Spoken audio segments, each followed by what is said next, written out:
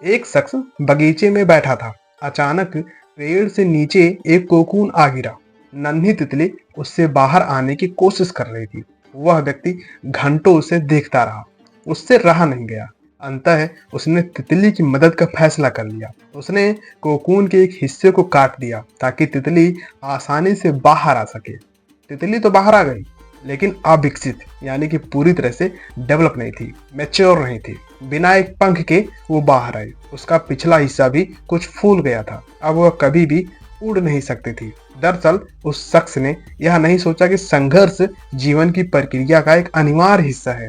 उसने तितली के संघर्ष को ही समाप्त कर दिया और ऐसा करके उसने उसका जीवन हमेशा के लिए बर्बाद कर दिया। दरअसल संघर्ष हमारी ताकत को बढ़ाता है। महान क्रांतिकारी चे गेवरा कहते थे, जीवन में अगर आपने संघर्ष नहीं किया तो समझो कि कुछ भी नहीं किया, और अगर आपने भरपूर संघर्ष किया और कुछ भी हासिल नहीं हुआ तब भी आपने एक भरपूर जीवन तो जी ही लिया। जिस तरह बिना छेनी और हथौड़े की चोट सहे पत्थर भी भगवान नहीं बनता, उसी तरह मनुष्य का जीवन भी संघर्ष की तपिश के बिना न निखर सकता है, न शिखर पर पहुंच सकता है और न ही मनोवांछित सफलता पा सकता है। रंग भेद के खिलाफ संघर्ष में 22 वर्षों तक जेल में रहने वाले सामाजिक कार्यकर्ता डेनिस गोल्डबर्ग कहते थे कि हर बुरी चीज को नकारना और उसे खत्म करने की कोशिश करना आपको संघर्ष की राह पर ले जाता है।